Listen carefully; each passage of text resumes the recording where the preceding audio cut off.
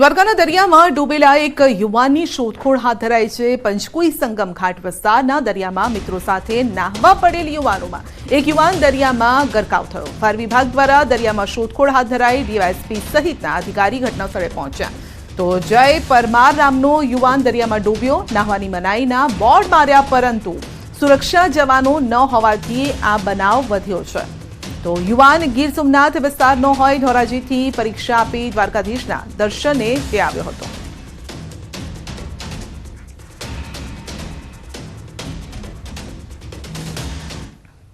સુરતના મોટા વરાછા વિસ્તારની આ ઘટના છે। કાર ઓવરટેકને લઈને બે ભાઈઓને ઢોર માર માર્યો છે। વલસાડ ચીખલી હાઈવે પર થઈ હતી બબાલ।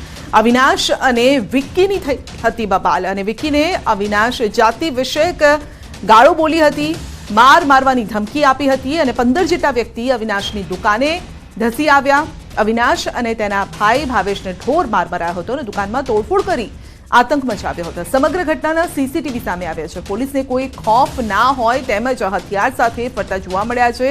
બંને ભાઈઓ ઘાયલ થતા સારવાર અર્થે હોસ્પિટલમાં ખસેડાયા છે। અવિનાશે એટ્રોસિટી એક્ટ હેઠળ ફરિયાદ પણ નોંધાવી છે।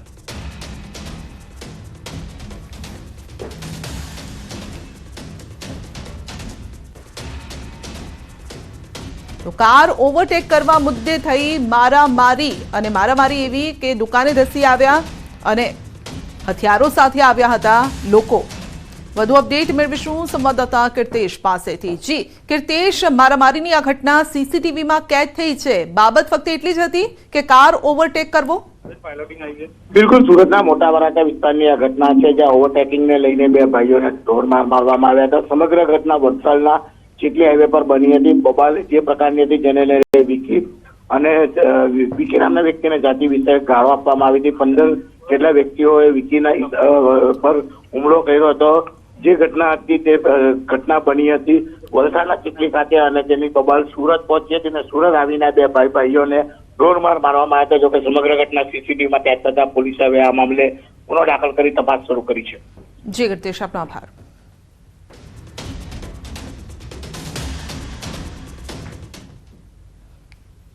ટ્રક પલટી જતા રોડ પર કેરીનો જથ્થો રઝળ્યો છે। વાપી નજીક આ અકસ્માત થયો હતો। અકસ્માત થતા રસ્તા પર કેરીની રેલમછેલ થઈ। વાપી બલીઠા હાઈવે ઉપર કેરી ભરેલ ટ્રક પલટી ગયો તો રસ્તા પર કેરીનો જથ્થો જોઈને સ્થાનિક લોકોએ કેરી લેવા માટે પડાપડી કરી હતી અને એક તરફ અકસ્માત અને બીજી તરફ લોકોની ભીડના કારણે હાઈવે પર ટ્રાફિક જામ થયો।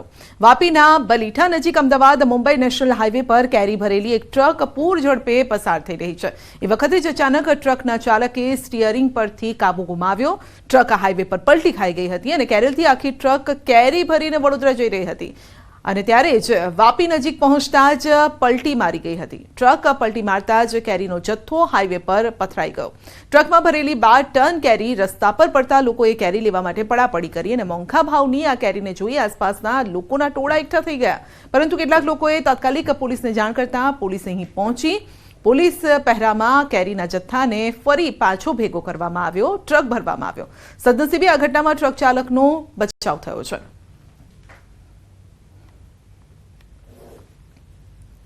સુપ્રસિદ્ધ યાત્રાધામ ડાકોર રણછોડરાયજી મંદિરમાં ભક્તો બાખડ્યા હતા। વહેલી સવારે મંગળા આરતી દર્શન સમયે ભક્તો વચ્ચે છૂટા હાથની મારામારી થઈ। દર્શન કરવાની બાબતમાં ટોળાએ મારામારી કરી। મારામારીના દ્રશ્યો કેમેરામાં કેદ થયા છે। સમગ્ર બાબતને લઈને ભક્તોનું ટોળું પહોંચ્યું પોલીસ સ્ટેશન।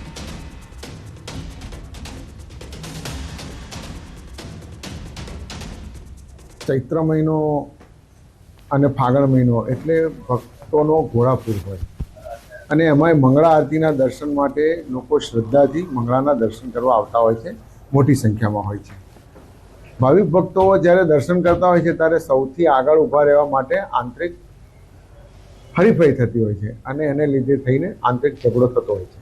આ જ ઘટના હતી કે આગળ હરોળમાં સ્થાનિક લોકો ઊભેલા હતા અને વૈષ્ણવ પાછળથી આગળ જવા માટે પ્રેશર કરતા હતા।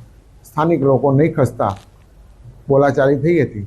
મંદિર પ્રશાસને આજે પણ બધા વૈષ્ણવોને છૂટા પાડવાનો જ પ્રયત્ન કરેલો અમારા સિક્યુરિટી ગાર્ડે અને પોલીસને પણ પછી બોલાવવામાં આવી હતી। એક આકસ્મિક આવો ઝઘડો થતાં ત્યાંથી અચાનક બનતા એમને છૂટા પાડવા પણ પછી મુશ્કેલ પડ્યા હતા।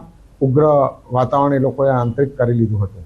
વૈષ્ણવો કાયદાનું ઉલ્લંઘન કરી અને સ્ત્રી વિભાગમાં પ્રવેશ કરવા માટે આડોડાઈ કરતા હોય છે ત્યારે ઘણસર સર્જાતા હોય છે એ કર્મચારી સાથે, અને વૈષ્ણવોની આંતરિક દર્શનની હરીફાઈ એકબીજાને સ્પર્શ થવો કે ધક્કો વાગવો એના કારણે પણ સંઘર્ષ થતા હોય છે.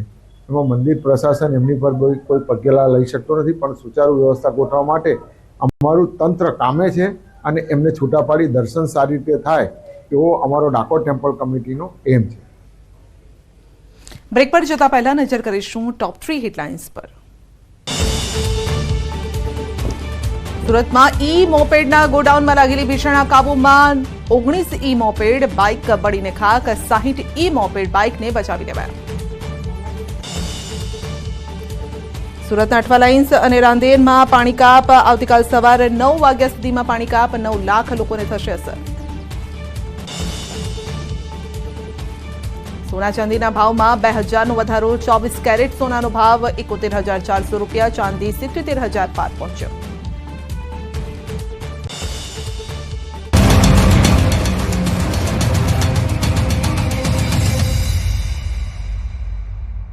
लुबी पंप्स, फ्लो नहीं फोर्स.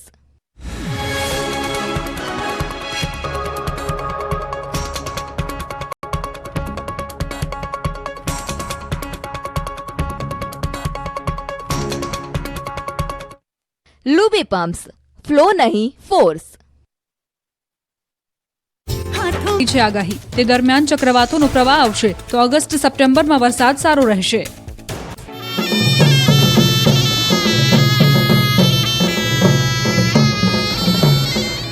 નસવાડી તાલુકાનું એક ગામ એવું છે કે જ્યાં આઝાદીના વર્ષો બાદ પણ લોકોએ તેમના ગામના પાકા રસ્તા જોયા જ નથી. હવે જ્યારે ચૂંટણીનો માહોલ જામ્યો છે ત્યારે હવે ગામના લોકો ડુંગરો પર ચડી શરણાઈ અને ઢોલ વગાડીને તંત્રના કાન સુધી પહોંચાડવાનો પ્રયાસ કરી રહ્યા છે.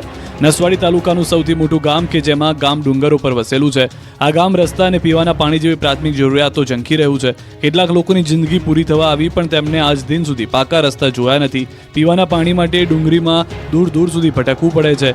ગામના લોકોનું કહેવું છે કે ચૂંટણી આવે ત્યારે જ નેતાઓ ટપકી પડે છે, પરંતુ તેમના કરેલા વાયદા પૂરા કર્યા નથી, જેથી હવે ચૂંટણી આવતા જ કંટાળીને લોકોએ ઢોલ નગારા વગાડીને સુવિધાઓની ગુહાર લગાવી. આ ગામમાં 12 ફળિયા આવેલા છે અને તમામ ફળિયાના રસ્તા બિલકુલ પથરાળ છે. કાર તો શું, બાઇક પણ ચલાવી મુશ્કેલ પડે. આવી સ્થિતિમાંથી છુટકારો મેળવવા લોકો એકઠા થયા અને સૂત્રોચ્ચાર સાથે પાકા રસ્તાની માંગ કરી. સ્થિતિ એટલી હદે વિકટ છે કે લોકોને હોસ્પિટલ લઈ જવા હોય તો પણ મહા મુશ્કેલીનો સામનો કરવો પડે છે. બાળકોને શાળા સુધી પહોંચવા માટે 3-3 કિલોમીટર પગપાળા જવું પડે છે. ખાસ કરીને ચોમાસા દરમિયાન અહીંના લોકોને ભારે હાલાકીનો સામનો કરવો પડે છે. એકઠા થયેલા લોકોએ કહ્યું કે જે નેતા તમામ સમસ્યાનું નિરાકરણ લાવવાની બાંહેધરી આપશે તેમને જ મત આપશે. અમદાવાદના સાયન્સ સિટી 4 રસ્તા પર અંડરપાસ બનાવાયો. અહીં વાહનોની વધુ અવરજવરને કારણે ટ્રાફિક સમસ્યા સર્જાતી હતી. કેટલાક દિવસોથી અંડરબ્રિજ તૈયાર થઈ ગયો હતો, પરંતુ ચૂંટણીના કારણે નેતાઓ આ બ્રિજનું લોકાર્પણ કરતા નહોતા. બ્રિજ તૈયાર હોવા છતાં લોકો માટે ઉપયોગમાં આવતો નહોતો, જેથી વાહન ચાલકોએ જાતે જ આ બ્રિજને અવરજવર માટે ખુલ્લો મૂકી દીધો. વાહન ચાલકોએ જાતે જ સોલાથી ભાડજના બ્રિજનું લોકાર્પણ કરી નાખતા વાહન ચાલકોને મોટી રાહત મળી. કેટલાય દિવસોથી જનતા બ્રિજના લોકાર્પણની રાહમાં હતી, પરંતુ આચારસંહિતાને કારણે અંડરપાસ બનેલો હોવા છતાં તેનું લોકાર્પણ નહોતું થતું. હવે જનતાએ પોતે જ લોકાર્પણ કરી દેતા વાહન ચાલકો અવરજવર કરી રહ્યા છે. ઉનાળો જામી રહ્યો છે. કાળઝાળ ગરમી શરૂ થઈ ગઈ છે. લોકોને ધૂમધકતા તાપમાં બહાર નીકળવું મુશ્કેલ બન્યું છે. આવા સમયે અબોલ પશુ પક્ષીઓ માટે પણ ઝૂ સંચાલકોએ ચિંતા કરી છે. ભીષણ ગરમીના તાપથી બચવા માટે સુરતમાં પશુ પક્ષીઓ માટે ખાસ વ્યવસ્થા કરવામાં આવી છે. સુરત મહાનગરપાલિકા સંચાલિત સરથાણા ખાતે આવેલા પ્રાણી સંગ્રહાલયમાં પ્રાણીઓ માટે ઠંડકની વિશેષ વ્યવસ્થા.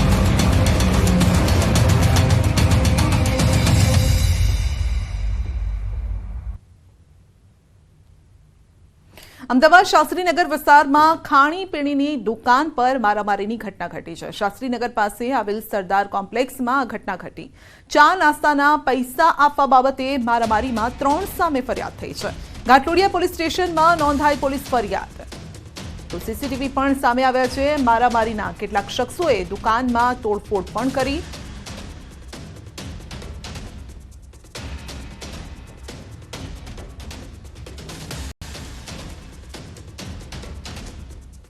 જૂનાગઢમાં જાહેરમાં હથિયાર સાથેનો વિડીયો વાયરલ થયો છે. હાથમાં ઘાતક હથિયાર રાખી ઇન્સ્ટાગ્રામમાં વિડીયો અપલોડ કર્યો હતો. લોકોમાં ભય ફેલાવવાનો હેતુ હતો. પોલીસની કાર્યવાહી. આફતાબ નોઈડા સમીરભાઈ હસનભાઈ નોઈડા સામે કરવામાં આવી છે કાર્યવાહી અને બંને યુવકોને કાયદાનું ભાન કરાવે છે પોલીસ. વિડીયો મૂકવા બદલ બંને યુવાનોએ માફી પણ માંગી છે.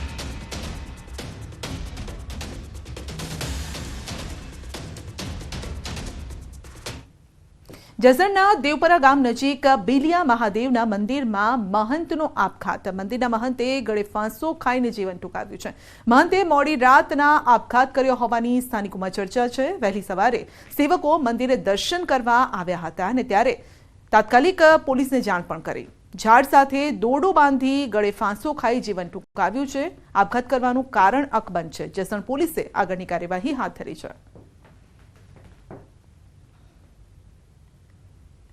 સુરત અઠવા રાંદેરમાં આજે પાણી કાપ. રાંદેર વોટર વર્ક્સમાં લાઇન શિફ્ટિંગ અને બદલવાની કામગીરીને લઈને પાણી કાપ છે. કાલે ઓછું પ્રેશરથી પાણી મળશે. 9 લાખ લોકોને અસર થશે. આજે સવારે 9 થી કાલે સવારે 9 પહેલા પુરવઠો નહીં મળે.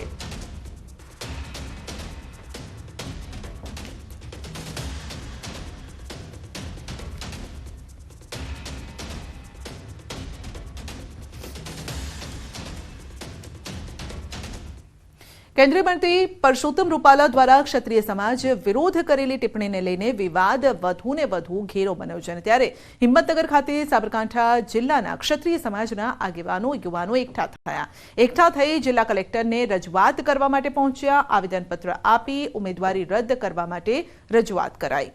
જો ઉમેદવારી રદ નહીં કરવામાં આવે તો આગામી દિવસમાં ગુજરાત ક્ષત્રિય સમાજ દ્વારા જે પણ કંઈ કાર્યક્રમ આપવામાં આવશે તે કાર્યક્રમ અન્વયે આગામી સમયમાં પણ વિરોધ થશે તેવી ચીમકી આપી છે.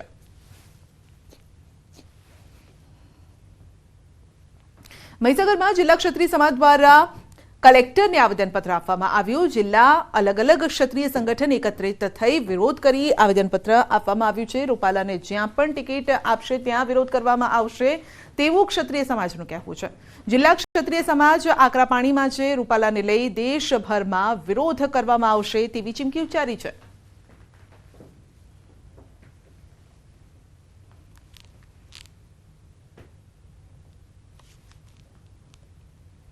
ચૂંટણી ઢંઢેરાની ચર્ચા કરવા દિલ્હીમાં ભાજપ મેનિફેસ્ટો સમિતિની બેઠક ચાલી રહી છે અને જેમાં મુખ્યમંત્રી ભૂપેન્દ્ર પટેલ પણ સામેલ છે. મેનિફેસ્ટો સમિતિની બેઠકમાં અલગ અલગ રાજ્યોના દિગ્ગજ નેતાઓ પણ સામેલ છે અને ઉપરાંત કેન્દ્રીય મંત્રી સ્મૃતિ ઈરાની પણ આ બેઠકમાં હાજર છે.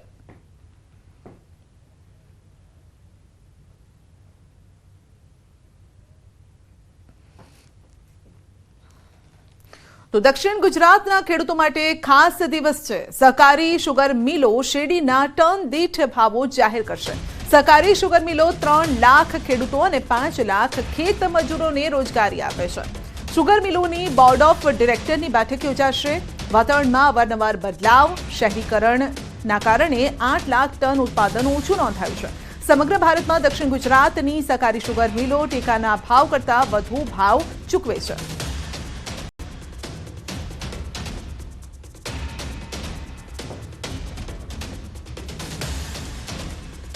બુલેટિનમાં અત્યારે બસ આટલું જ. રજા આપશો. નમસ્કાર.